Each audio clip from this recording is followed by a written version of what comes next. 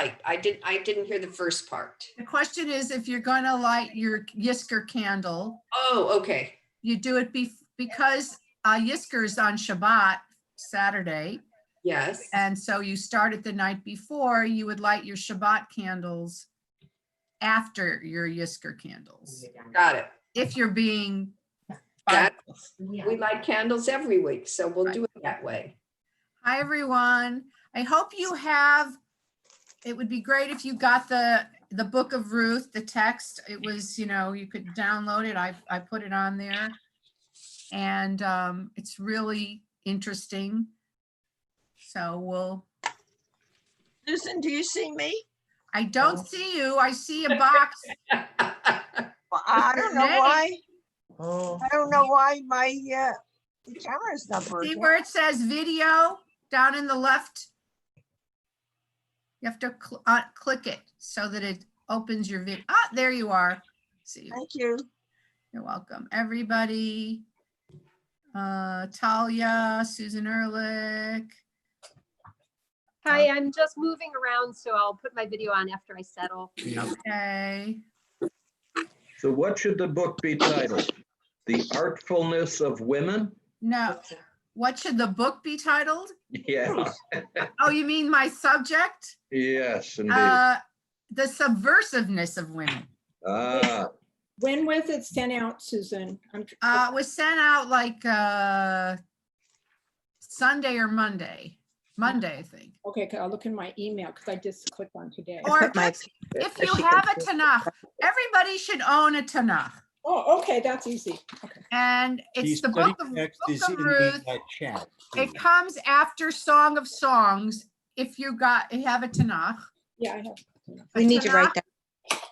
Oh my God, it's Marlene Barrow. Hi, I'm flying cookie from work. Hi, Marlene. Oh my God, Barbara! So nice to see you. You look fantastic. As do you. As do you. Oh, so good All to right. see you. I'm waiting for there's a bunch of people who have their names, but I don't see them. Robert, Susan Ehrlich. I had a hard time getting on a little bit. Okay, and I'm asking you if you can get the text, we're going to read it. It's fascinating and has lots of deeper, interesting meanings that we can read into, some of them. Yeah, okay.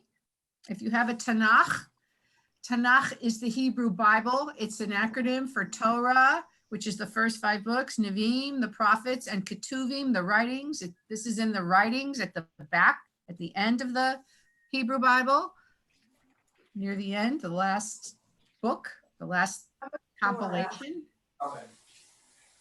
Okay. So, hi, everybody. I want to just remind you that tomorrow night there's a special Shavuot teaching thing going on from 7 until 10:30. You don't have to go to all of them, but you can join whenever one you want. It's a different rabbi or cantor every half an hour. So, and they're all different topics. You should have gotten the WBT at home e-blast today that showed you all the different classes and things. I'm going to be teaching from 7:30 to 8 about how Jews cope with catastrophe in other times, because it's pretty interesting what they did or what they advised. What time again, Susan? Mine is 7:30 to 8. But there's all, Karen, I'll send you the whole e-blast with all of it. That's 10:30 my time, in other words. Okay. Oh yeah, that's late for you. Could be. Yeah, I wouldn't be up. So we're going to begin with a blessing of studying Torah together. So please join me if you know it. Baruch atah Adonai Eloheinu melech haolam asher kidshanu b'mishvotav v'tzivanu la'asok b'divrei Torah. Amen. So tomorrow night begins Shavuot. Shavuot, it means weeks. It's the holiday of receiving the 10 commandments. It's called weeks because we count the weeks and it's 7 weeks from the Exodus when the Israelites walked to Sinai and had what we call the revelation and received the 10 Commandments. And so on Shavuot, of course, we read the 10 Commandments. I actually read, by the way, an interesting rabbinic question of why don't we read the 10 Commandments every day? You know, and there was a time for several hundred years, actually, when in the medieval time, when it was part of the prayer service, when we read the 10 Commandments every day. But then the rabbis were worried that outsiders would think this is the only important thing in Judaism are these 10 Commandments, and everything else is inferior or not as important. So they said, we're not going to do it because we're afraid they'll think there are, you know, inferior and superior commandments. That was their thinking to the outside world, not to the Jews. So they stopped doing it. Also on Shavuot, the Haftorah is the Book of Ruth. And the classical, you know, and this is, you know, very accepted and of course true. Why do we read the Book of Ruth? Because in giving the 10 Commandments, the Jews were kind of, the Israelites frightened, they say, and pressured into accepting them. There was thunder and lightning and fire and power, and people took them. But Ruth chose to become Jewish, to accept Judaism, the 10 Commandments, the teachings. And of course, we know she's the first convert that and we honor her for her famous speech, which we will see in the text. But there's more to the story than just her being a beautiful, wonderful woman who embraced Judaism. So the story of Ruth takes place around 1100 BCE. She becomes the great grandmother of King David, and he lived in 1000 BCE. So 1100 or even a little earlier, you know, 12 or 11, I don't know. It's always funny to go backwards. Or before that, 125 years before that, she lived. However, scholars believe that the book was actually written around 400 BCE. And what was going on then? So if you remember your history, and you just need a little bit of Jewish history to understand why this book is the way it is, the temple was destroyed, not 400, 4th century BCE. The temple was destroyed in 586. And Babylonian. Yes, the first temple by Babylonia. And the Israelites, the Judeans were taken into captivity. 50 years later, Babylonia was conquered by Persia. So Babylonia is Iraq. So it's the same, global conflict, Iraq and Iran, still fighting today a lot of the time. So Persia conquered Babylonia, and Cyrus the Great, the great king of the Persian Empire, said that the Judeans could go back to their land and rebuild their temple and return. And one of the thinking is that one of the reasons is then they would pay taxes. They would rebuild the land. There were people still living there, but the elite and the politicians and the educated had all been taken away, and they went back. Actually, some of them stayed in Babylon, but a lot of them went back. The leader of this group who took them back and who became their leader in the land of Judea was a man named Ezra. And he's in the writings, the book of Ezra and Nehemiah. One of the things that Ezra did is he wanted to get people to return to Judaism, and they also started to rebuild the temple. So here's the thing. He said everybody, all the men had to divorce their non-Jewish wives. Send away their wives, send away their children if they weren't Jewish, divorce them and send them away. And this was a huge emotional trauma. And at this time, scholars believe the Book of Ruth was written as a polemic and a protest about how wonderful a non-Jewish wife could be. Ruth is a non-Jewish wife. Not only is she a non-Jewish wife, she's from Moab, a Moabite, which is considered a cursed tribe. It says in the Torah that you shouldn't marry a Moabite to the 10th generation. Their children will be cursed. never marry a Moabite. Moab was one of the children when Sodom and Gomorrah was destroyed, Lot escaped with his 2 daughters. If you remember, his wife turned around and turned into a pillar of salt. And the daughters thought they were the only human beings alive in the world. And so they each slept with their father and had a child by him because they thought they were propagating humanity. And one of them was Moab. So that descended from incest. So to write a story about a heroine who's a Moabite, a Moabitess, a Moaviyah, as they say in Hebrew, is to really say you are completely wrong about non-Jewish wives. Look, here's the worst bloodline, and she is such a holy, a beautiful person. And not only that, she ends up being the great-grandmother of King David. And we know that the Messiah is supposed to be descended from King David. So this is the highest bloodline you can have. That's the first thing. So this story, we're going to look at it with a little bit different lens of not only is it about a great non-Jewish wife, but it's about the power of women, the power of the powerless, because they really are powerless and have no rights and find a way to manipulate their world to get what they need to survive, and even more. So if you have the text and there's symbols in even the names of the characters tell you something about the power of women and how men in this story are only on the side. We have them if we need them, but then they're discarded, and women really run the story. And I personally believe it's very possible that a woman wrote this book. There's no, because there's so many things that I'll show you that I say, how would a man know this? How would a man know this? Why would a man think like this? So, okay, so we're going to start. I'm going to read a little bit, then I may ask some of you to read, but I want to set the scene. Now it came to pass in the days when the judges ruled. So the judges, actually, that was after Joshua.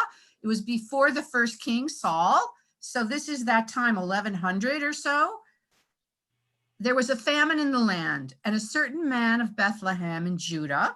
So we know where Bethlehem is. If you've been to Israel, it's not far from Jerusalem. It's in Judah, which is the country, the name of the country. Went to reside in the country of Moab, which was a neighboring. I'm not exactly sure where it is. Moab was. I guess it was maybe on the further south. He and his wife and his 2 sons. Okay, so let's look at their names. And the name of the man was Elimelech. So that means God is my king. Elimelech. And his wife Naomi, which means my Naim is pleasant. So she's pleasant. He is, he stands for Judaism. And the name of his sons were Machlon and Chilion. So Machlon means plague or cholera or some kind of illness. And Chilion means destruction or just, wasting away. So this is the name of his 2 sons. They're Ephrathites from Ephraim of Bethlehem and Judah, and they came there. So Elimelech died. So the first man dies. Any symbol of Judaism dies. The boys married Moabite woman. One is the name of Orpah, and the name of the other Ruth. Okay, so Orpah means the back of your neck. And we're going to see Orpah leaves, and that's all we see of her is the back of her neck. And the word Ruth means either compassion or friend from Re'ut, which means friendship.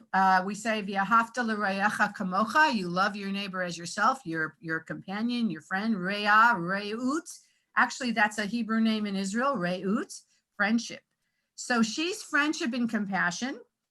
And the other one is the back of your neck. And by the way, this is just an aside of trivia.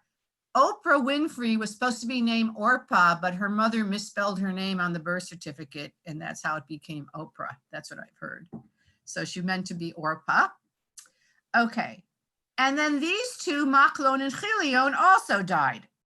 And the women were left without her 2 sons and her husband. So now we have 3 destitute women in a time where Hey, Morris. without a man, a widow. Widows are like on the margins of society.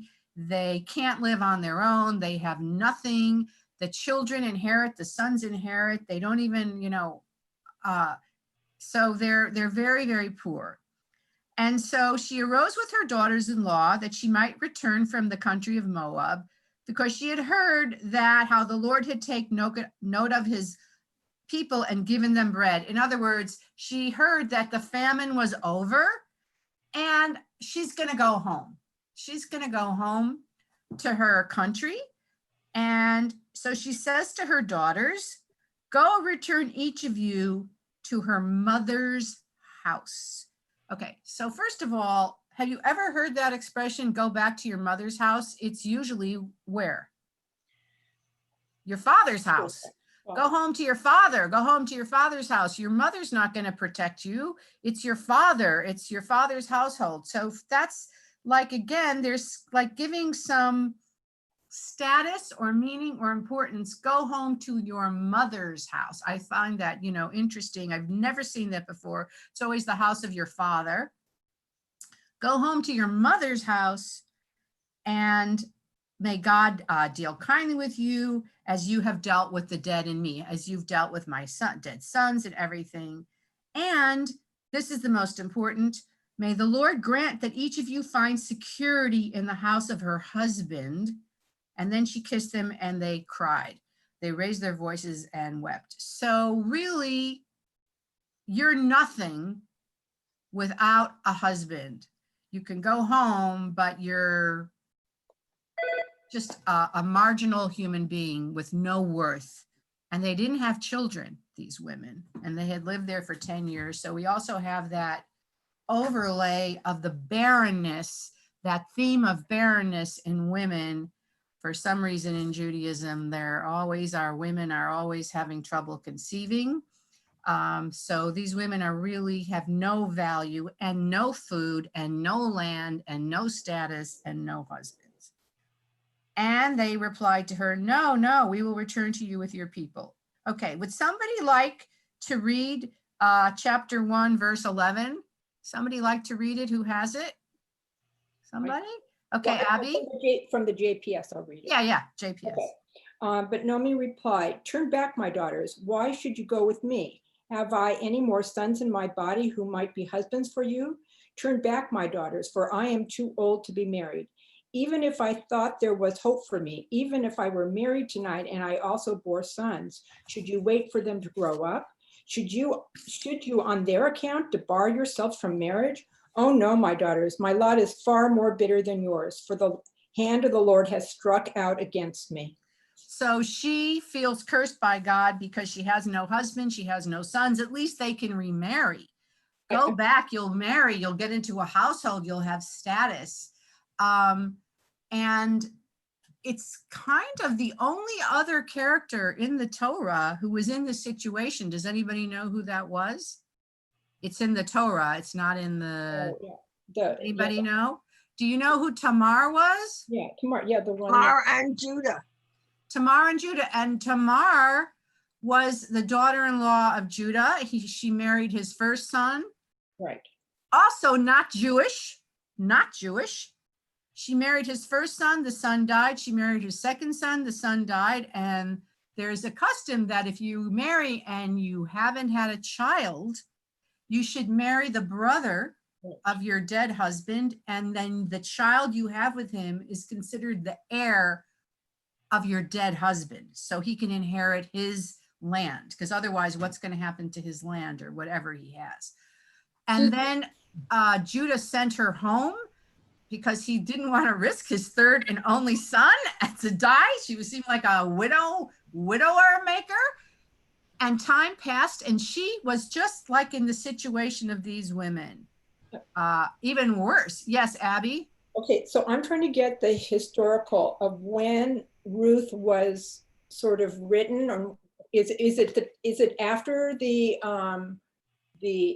exile and they've come back? Yes. Is this the time of Ezra? Yes. So But So, it takes place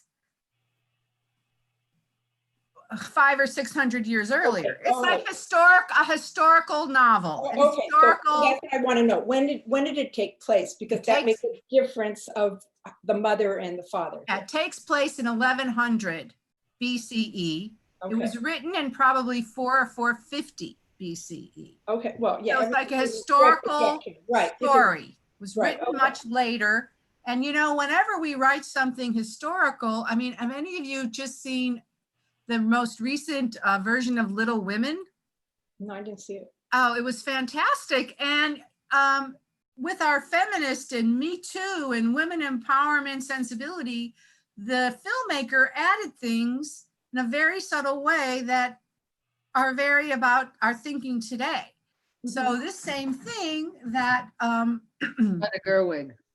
yeah, Greta Gerwig, fantastic. She wrote it and she directed it, but she added a lot of, I mean, a very subtle overlay of the powerlessness of women in those times, you know, that you didn't have any rights. And then Jo, who really sort of merged with Louisa May Alcott as by the end, struck out for herself and, you know, as a writer and owned her own copyright. That was the big thing. But anyway. Susan, basic question. I Yes. see the text on the side. Where do you find Book of Ruth in the Plout? Where? No, the Plout is the Torah. Yeah. You need the Tanakh, the whole Bible. Oh, okay. You know what? If you go on Safaria, Yeah. Yeah, then you but can, you need It's this. okay. you need it for now. You need- Okay, I think I have one of those somewhere. you need Okay. this. Okay. Sorry. So anyway, and then what happened to Tamar, in order to get her right, she posed as a prostitute and got pregnant by her father-in-law. And then, I mean, we'll talk a little bit about that more, but that was the other woman on the margins, and that has significance to the story of Ruth. Okay, so then they broke into weeping, and Orpah kissed her mother-in-law farewell and left. So Orpah showed the back of her neck. The brothers died from illness and wasting away. The guy who declared God is my king is gone. There's no one left but Naomi, with a very ironic name now. I'm pleasant, I'm at my pleasantness. And Ruth, who has compassion and is her friend. And Ruth says, see, your sister-in-law has gone back to her people and her gods. Because also there was this idea, which I'll talk about tomorrow night, every country had their own gods. Adonai lived in, I mean, even though they remained, we don't even know how much they practiced in Moab, but certainly Adonai was in Judah, and she's going back there. Go follow your sister-in-law. Okay, who would like to read the famous speech of Ruth? It's chapter 1, verse 16. Who would like to read it? Somebody, please. I'm sick of my voice. Come on. Okay, Valerie. Valerie, do you have it? But Ruth replied, do not urge me to leave you, to turn back and not follow you. For wherever you go, I will go, and where you lodge, I will lodge. Your people shall be my people, and your God my God. Where you will die, will I die, and there will I be buried. Thus and more may the Lord do to me, if anything but death parts you and me. What an amazing non-Jewish wife. I mean, think about it. You know, again, we're saying, look at how fantastic she is, this companion, this non-Jew, because even though you want to kick out all these non-Jewish wives, look at this beautiful human being, you're making a mistake. So when Naomi saw she was determined to go back with her, she didn't argue and they went back to Bethlehem. Okay, this is really interesting. It says in English, when they arrived in Bethlehem, the whole city was buzzed with excitement over them. And the women said, can this be Naomi? But in Hebrew, it doesn't say the women said. It says the whole city buzzed or was up, you know, saw her. And it says in Hebrew, and they said, meaning the whole city, but it's in the feminine plural. So it was the whole city was women, because it doesn't say and the women said, it just says the Hebrew word for they said in the feminine. Do you understand what I'm saying? So it was like the women, the females said. So the whole city was the women. And I think this is also like significant that the voices of the women here are the important ones. The men say nothing. The men do speak later, but they don't say anything now. And they say, is this Naomi? Why do you think they said that? What was their shock, do you think? Do you have any idea? She probably looked old, thin, ragged, poor, aged, lost her husband, her kids, you know, not looking great. She probably left 10 years ago and aged horrendously. Is this Naomi? Which I also think is a very feminine thing. Do you think men care? This old woman comes back, they're going, oh my God, you look terrible. And she said to them, and who would like to read this? Somebody read, please. Somebody? Oh, I will. Okay. Is it 20? Yes. Okay. And she said to them, don't call me Naomi, call me Mara, for God or Shaddai has made my lot very bitter. Okay, Mara means Like bitterness. Like maror from Pesach. Mara, by the way, if you name someone Mara, you should just know that means don't call me pleasant, call me bitter. I am so bitter. So we see names have like significance. Okay, continue. I went away full, and the Lord has brought me home again empty. Okay, what do you think, Susan, she means by full and empty? Well, she had two sons. Right. And now she's barren and too old to conceive again. Right. And she also doesn't have any money. She has no money. She has no family. She has no son. She has no status. She has nothing. Continue. Well, why then call me Naomi, seeing the Lord has dealt harshly with me when Shaddai has afflicted me? So she uses Shaddai here, which isn't that the feminine presence? Yes. So the word Shaddai is a name for God. And I think it's also significant because even though there's controversy what that name means, the word Shaddayim, which is the plural of Shaddai, means breasts, like a woman's breasts. So it's like the nurturing part of God, the feminine aspect of God, the feeding, the aspect of God has afflicted me. I'm Mara. The female part of God has left me. And so she returned, and Ruth, the Moabitess, her daughter-in-law with her, returned to the country of Moab. So I think it's interesting also, and you'll see through the text, they don't just call her Ruth now. She's the Moabitess. So it's like, remember, this person is not a Jew. She chose Judaism. She's a Moabitess, the thing you're making everybody divorce. So I think it's conscious that they don't let you forget she's a Moabitess. Okay, who would like to read now chapter 2? Because it's such like a novel. What's part 2? Who wants to read? I'll read. Okay. Naomi had a relative through her husband, a man of substance from the family of Elimelech. His name was Boaz. Okay, so in Hebrew it says Ish Gibor Chayil, which is, I mean, there's a lot of translations, but literally means like a mighty man of strength and integrity. Eshet Chayil means a woman of valor. So Chayil can mean valor. Chayal is a soldier. So a strong, great man, they say of wealth. And Boaz means here is strength, or comes strength. Az means strength. So here's our hero, our ideal man. Boaz, kind, special. This is like if women are going to create their ideal man in the writer, she says, okay, this is the kind of man we all want, a man like Boaz. Okay, so who is reading?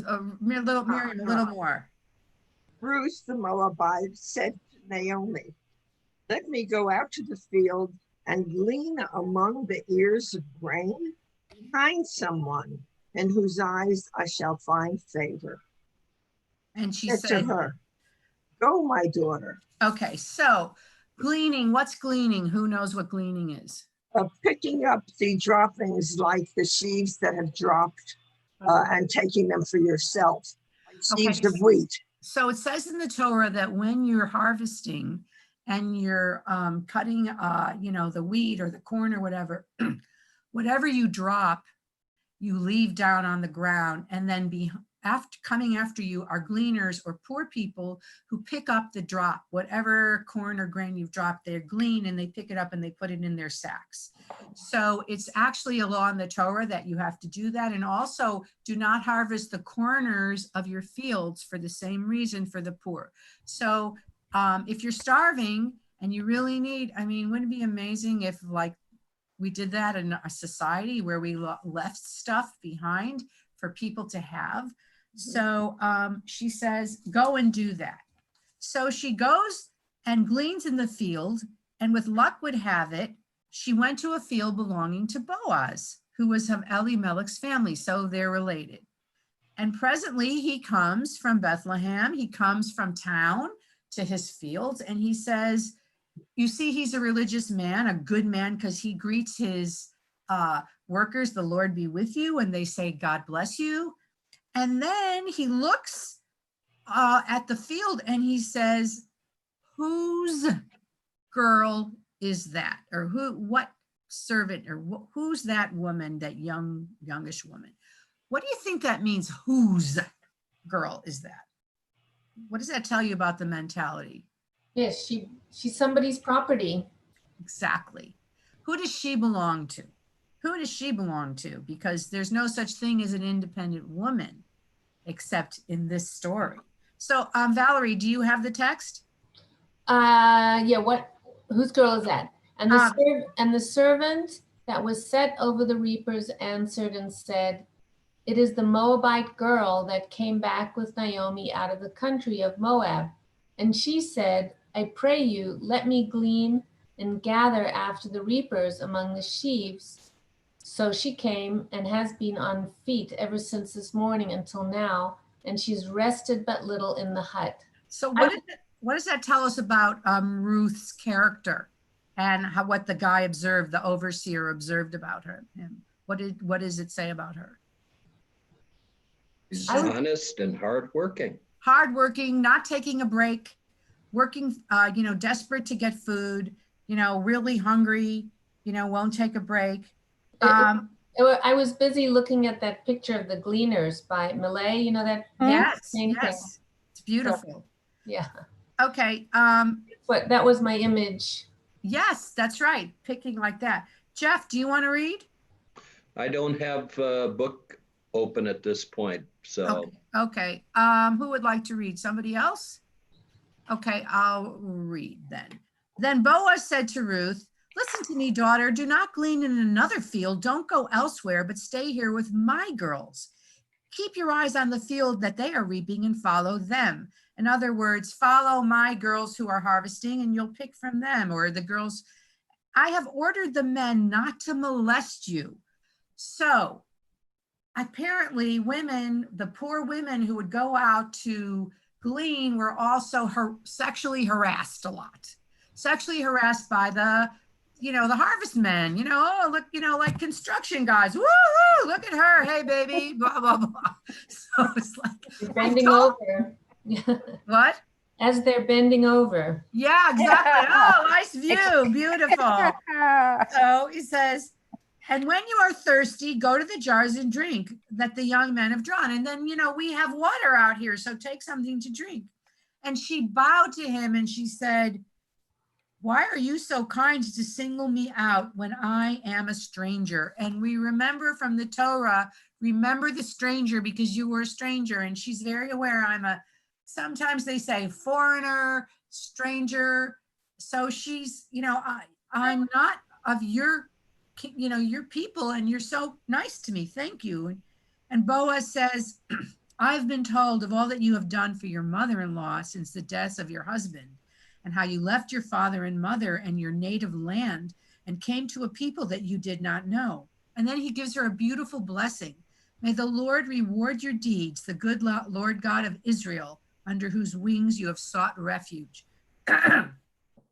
Okay, this is also like reverberating, sought refuge under wings, because we're going to see Ruth do that to Boaz.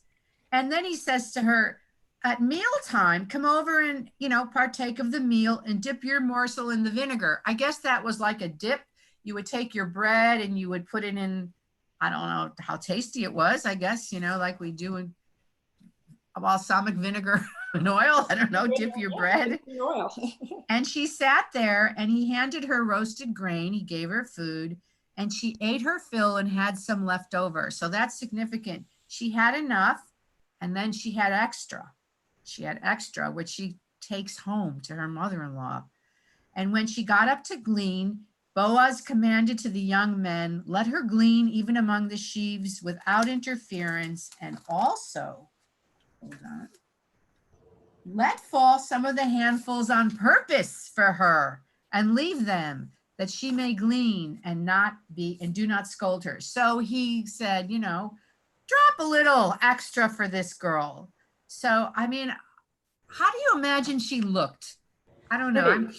What? Beautiful. How old do you think she was? 13, 14. No, she'd been married for 10 years, don't forget. She was Early married. 20s. What? Probably in her 20s. Yeah. Probably in her 20s. Yes. Talia, what are you saying? 19, because I think I shared with you that one of my friends, her grandmother, was married at 9. Yeah. That's pretty rare in Judaism. I think you have to at least be menstruating to get married. She could have been betrothed before. They often, Aramaics,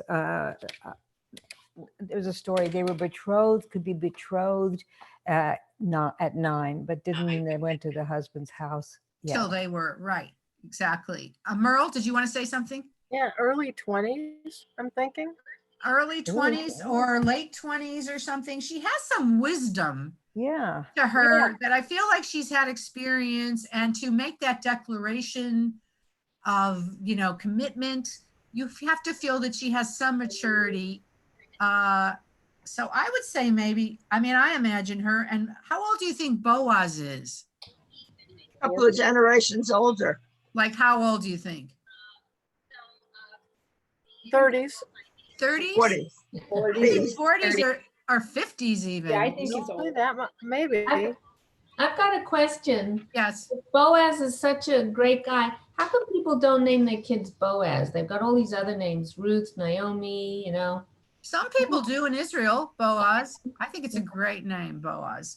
Amos Oz, by the way, took the name, the writer, Amos Oz. Amos Oz took Oz, right. Okay, so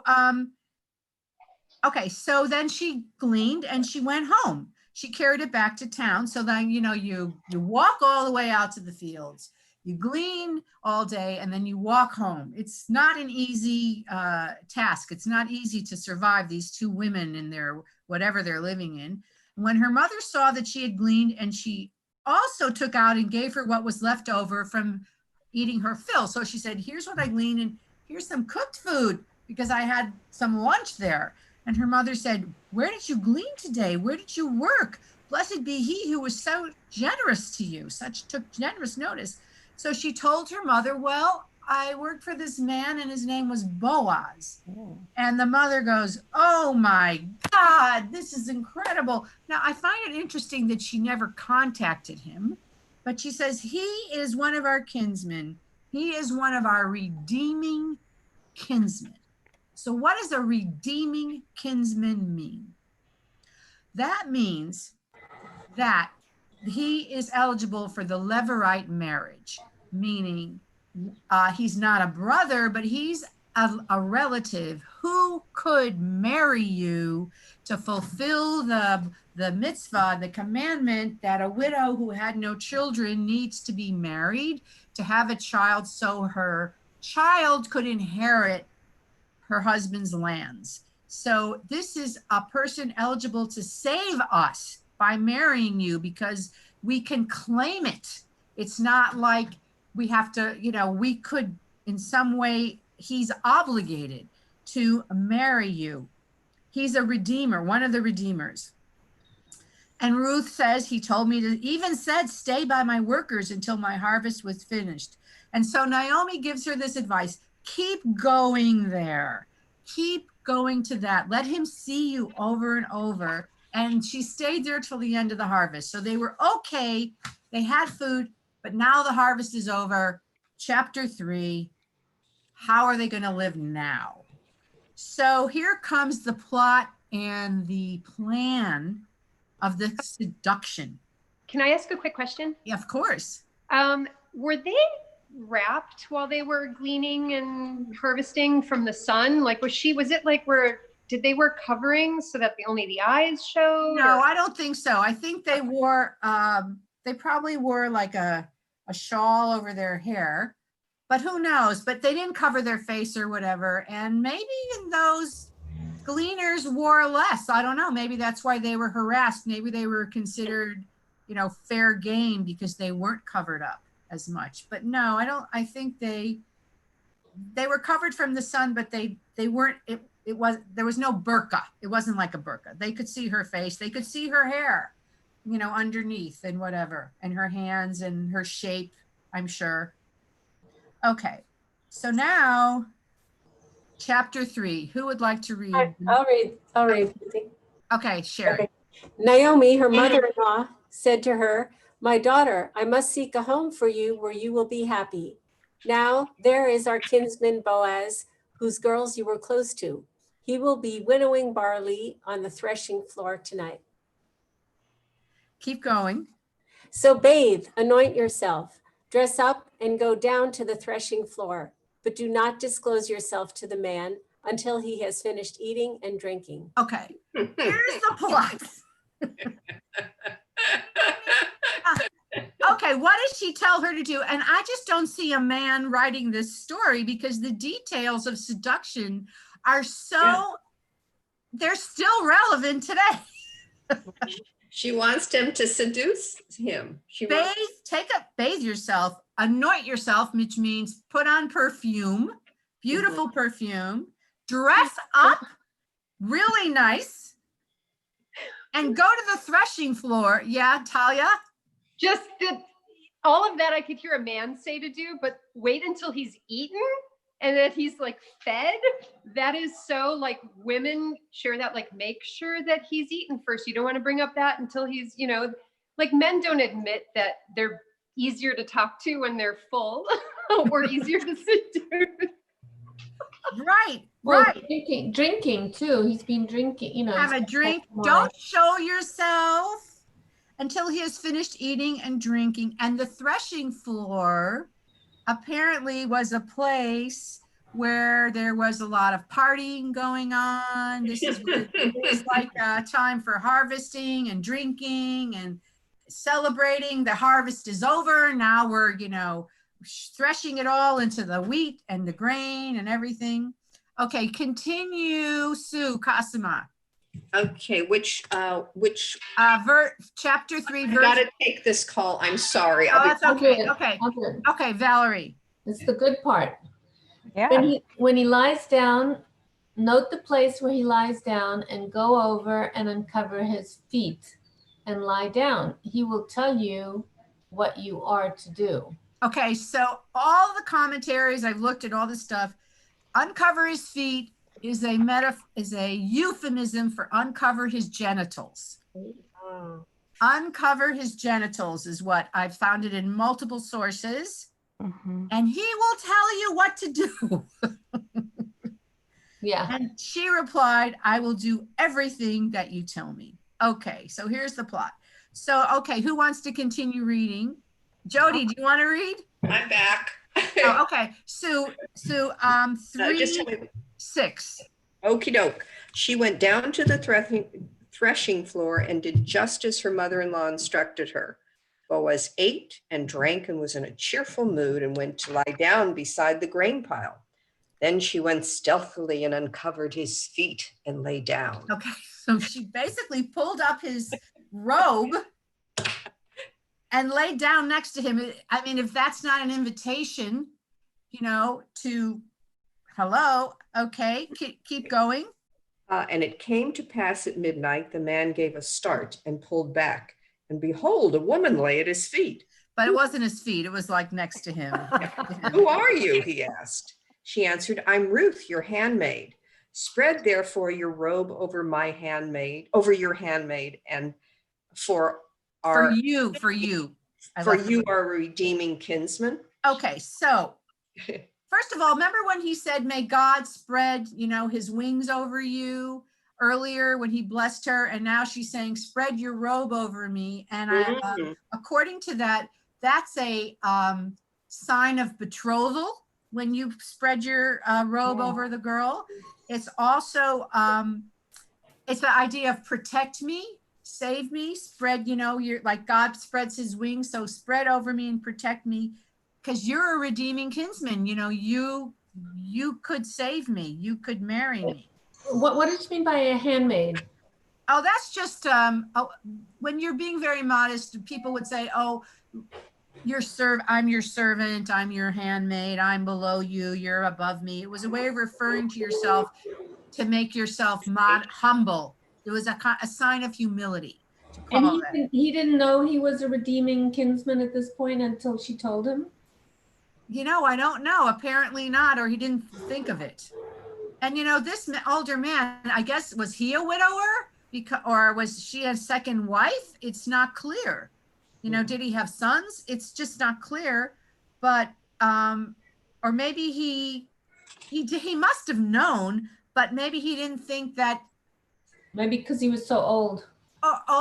Or that she, wasn't like a brother. Like it wasn't his brother. It was probably his cousin or second cousin or something. So maybe he didn't think he was obligated, but he was very, very complimented. Okay, who would like to read? Somebody else. I would, but he's also not the first one in line, as we'll see. Well, we find that out in a minute. Yeah. Go ahead. In answer to that, he exclaimed, be blessed of the Lord, daughter. Your latest deed of loyalty is greater than the first, in that you have not turned to younger men, whether rich or poor.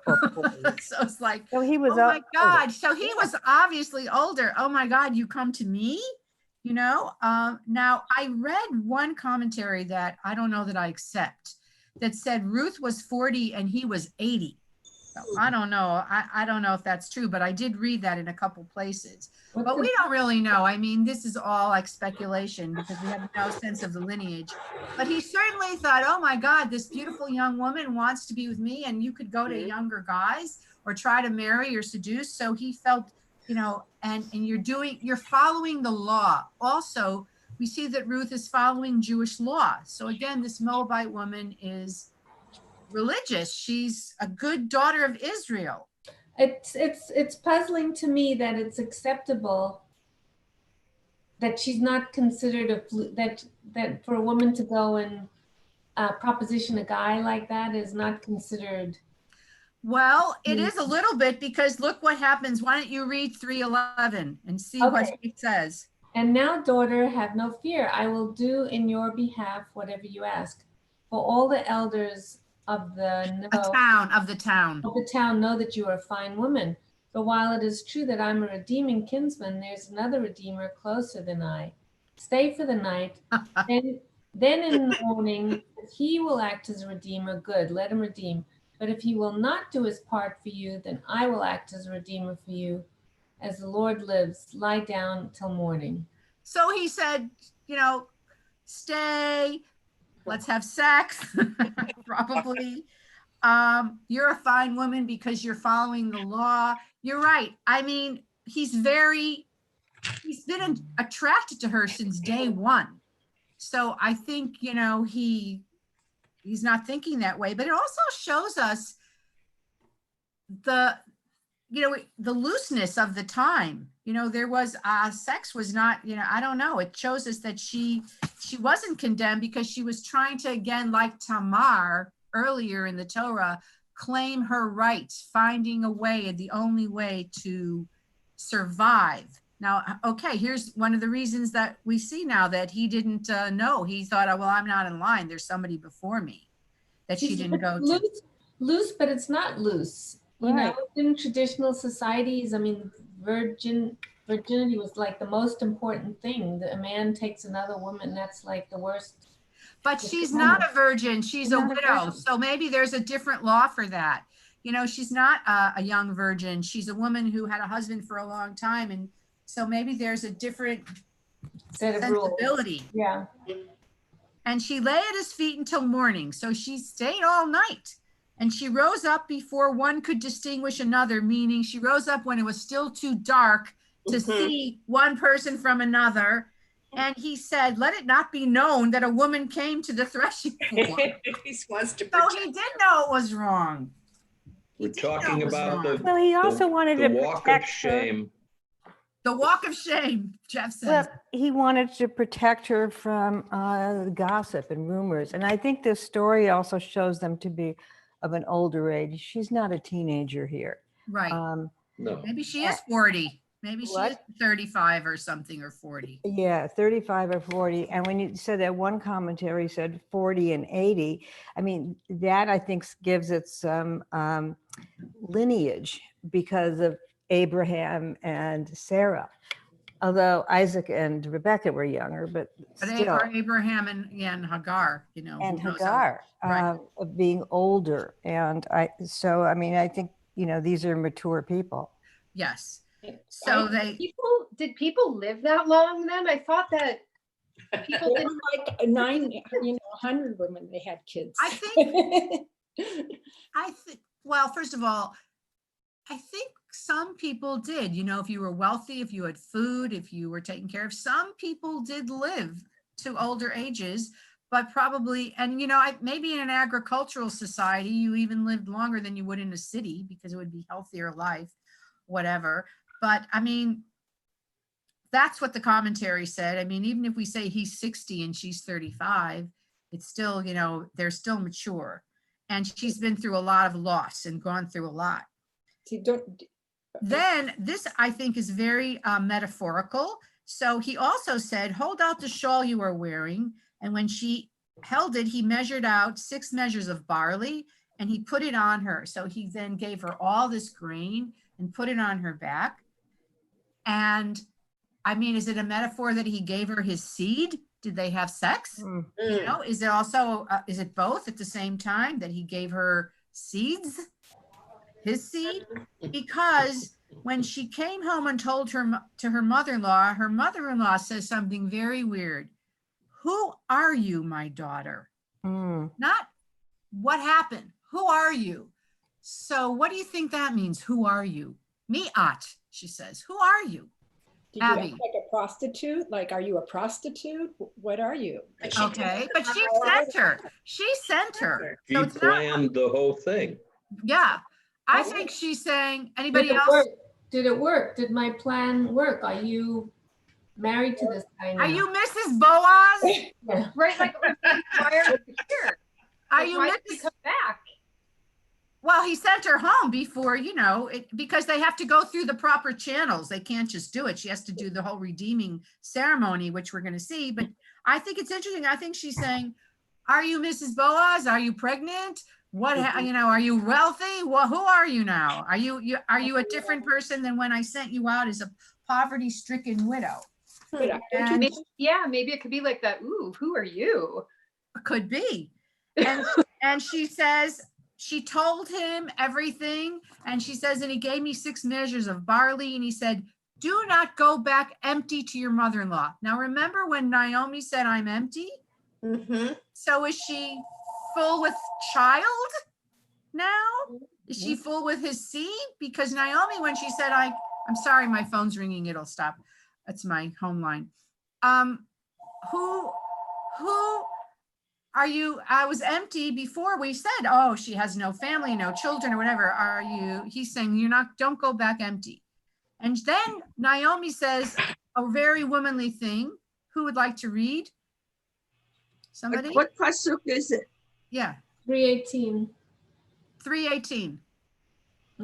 Naomi said, stay here, my daughter, until you learn how the matter turned out, for the man will not rest until he has finished this thing today. So she says, okay, this guy is going to take care of business. Don't worry. Stay home. We're going to wait for him. He will not let a day go by until it's going to happen today. He's going to do it. Okay. So meanwhile, Boaz has gone to the gate and sat down there. Well, the gate is like the meeting place where people came and go. And behold, the Redeemer, his cousin, walks by. So he probably knew this is where the guy hangs out. And he says, come over here and sit down. And then he comes. And then Boaz takes 10 elders of the town and says, sit here. So they're having like now the meeting. And he said to the Redeemer, okay, who would like to read what he said to the Redeemer? This cousin, this guy. I will. Okay. Oh, and just one thing, when she said, who are you, my daughter? You know, after sex, there could be some blushing, or you particularly call that the afterglow, right? And the afterglow. Thank you. Particularly when it's been so many years since her husband died. That's right. Oh, you're looking really good. Right. You know, you come even, you know, coming back from a party, you're all blushing.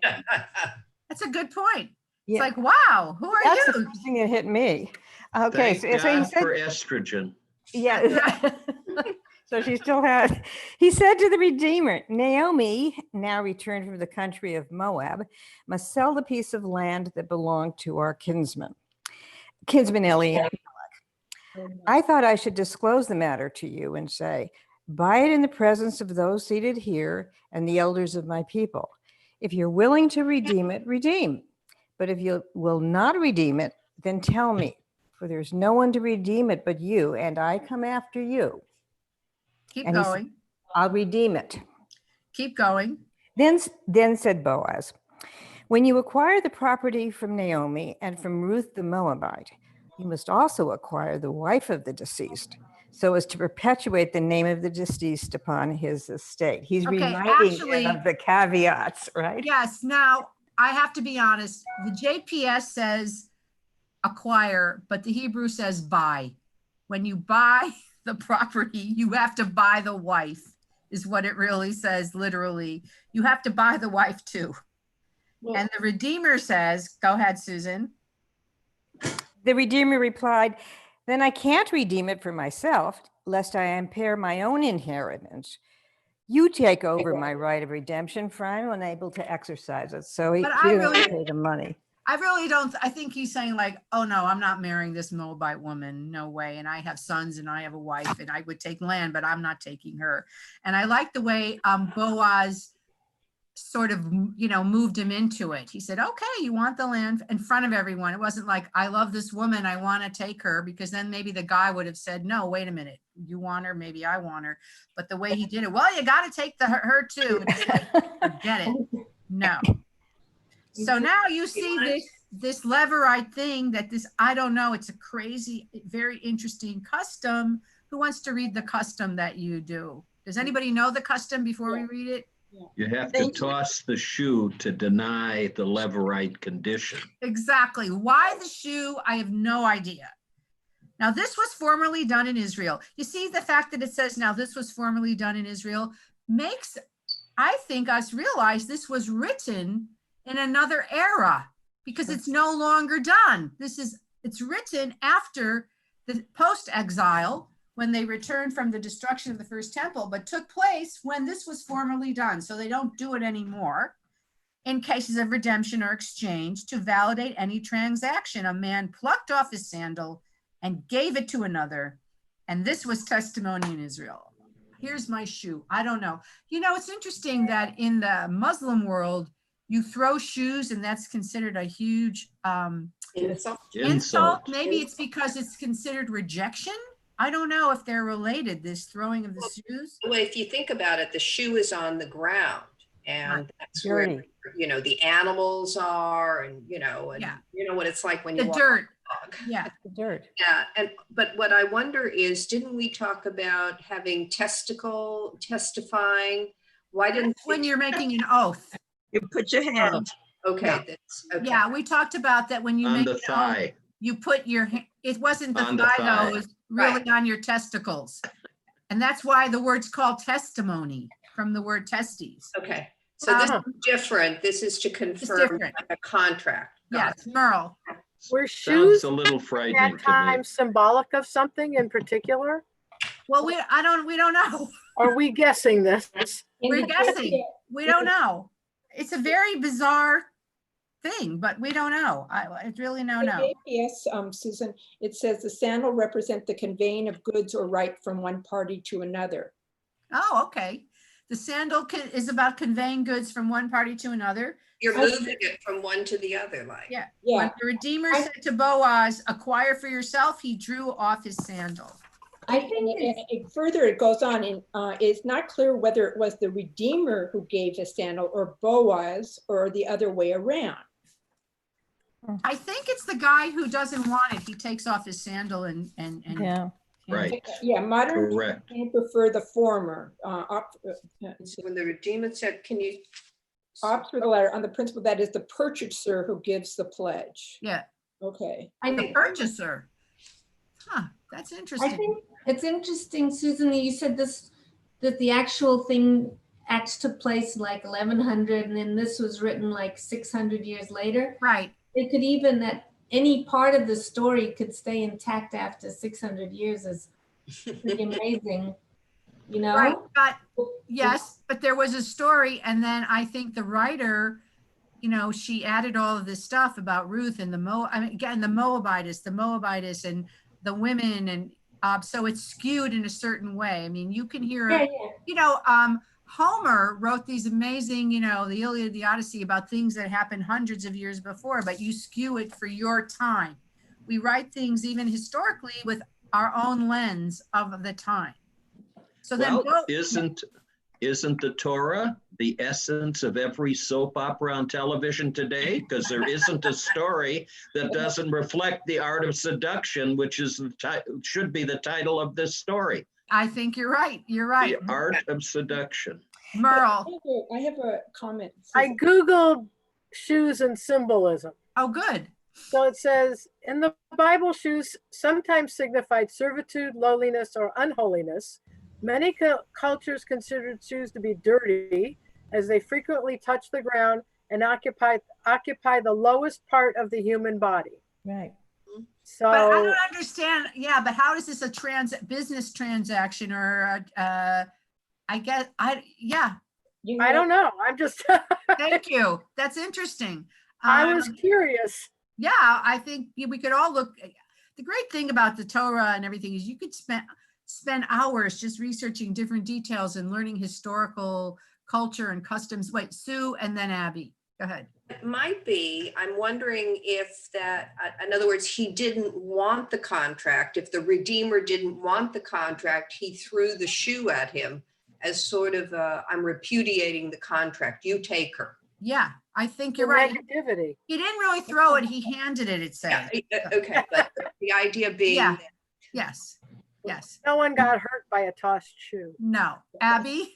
Well, I'm just sort of wondering if sort of Boaz and Ruth were trying to seduce each other, because Boaz really wanted the land because that would, you know, that would enrich him. I mean, at the very beginning, he got her watered. Usually the woman gets water at that watering thing. Right. So he's sort of in his way seducing her, and she's seducing him, and it's sort of like a secret kind of pact that they would be good for each other. I think there was definitely chemistry there. You know, sometimes you meet someone and you know there's chemistry right away. You kind of do a little dance, play a little thing. But I think they both needed each other for different things. I think you also, besides maybe falling in love, you know, they also each could. I think you're right. So let's try to finish this. Okay, so then he says, you are witnesses today that I have bought all that was Elimelech's and all that was Chilion and Machlon from the hand of Naomi. And moreover, Ruth the Moabitess, the wives of Machlon, have I acquired or bought to be my wife.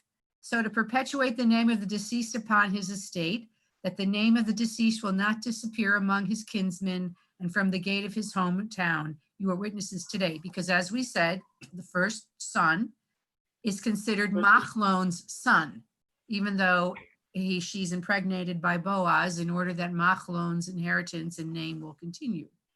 And they all say, we are witnesses. May the Lord make the woman that is coming into your house like Rachel and like Leah, which two did build the house of Israel. So now we're comparing this non-Jewish woman to Rachel and Leah, to the mothers of the 12 tribes.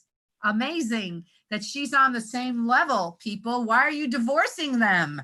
They're fantastic. And then they say, prosper in and do worthy of the house of Ephratah, by be famous in Bethlehem, and let your house be like the house of Perez, whom Tamar bore to Judah. We talked about that, of the offspring which the Lord will give you.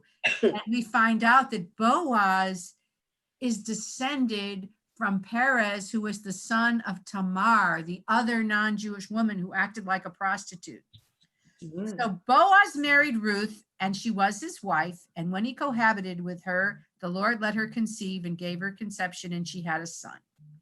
Okay, and here come the women now. There's no men. The men are gone. And when one other midrash I read, they said Boaz died the night after the wedding. I don't know if it's true, but it's like all the men are out of it in the story because we never hear from him again.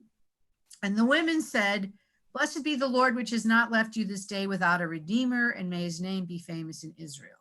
And he will renew your life, and listen to this, and sustain your old age, for he is born of your daughter-in-law who loved you and is better to you than 7 sons. Now, I was thinking, okay, 7 sons is, a metaphor, but King David was the 8th son of her grandson Yishai. So in other words, King David is the 8th son. So the first 7 of her great grandsons, but the 8th one, he's not better than the 8th one. The 8th one, her great grandson will be King David. I thought that number was significant. Yeah. Okay, now this is totally weird. And Naomi took the child and laid it on her bosom and became a nurse to it. And in Hebrew it says, and she gave it to drink. How does this woman have milk to nurture a baby? It's like, I don't know. I feel like story, Rabbi. It's just a story. Exactly. And the Midrash talks about Sarah. Yeah. There's a whole thing about Sarah when she gave birth to Isaac and she was 90 years old. And all of the women in the area said, it's not really her child, it's Hagar's, and she's pretending. And then it says that God made her milk flow so she could nurse every child in the whole town. And whoever drank her milk became a king or a warrior. So the magic milk of the women. And the women, her neighbors gave it a name. So now it's like, again, the men are gone. The women name him, and they name him Oved, which means to worship, to worship. And he is the father of Jesse, and Jesse means there is a God, the father of David, which means beloved. So this was her lineage. And now on the other side, amazing, and this is what we're ending with, Perez, who came from Tamar. So it's basically King David is descended from 2 non-Jewish women. Tamar and then Ruth. Perez begat Hezron, and Hezron begat Ram, and Ram begat Amminadab, and Amminadab begat Nachshon. Nachshon is so famous. Nachshon is the one when the whole Israelite people came to the Red Sea and no one would cross it. Nachshon was the first one who walked in. So this is an amazing lineage. And he had Salmon, and Salmon had Boaz. So Nachshon was Boaz's grandfather, which is amazing. And Boaz had Oved, and Oved had Jesse, and Jesse had David. So here's the story of this noble lineage, but the power of 2 women, not Jewish, because what we're really saying, compassion and love can come from, and kindness can come from any place. Not just Jewish people, can come from people who choose Judaism, and can come from anywhere. And we can't judge by bloodline or status or wealth, but by good deeds. So that's our lesson for today. Very very fun. Shabbat shalom and have a good yontiv. I'll hopefully Is see this, some of is you this tomorrow. gonna be a series Thank that's gonna you. have a second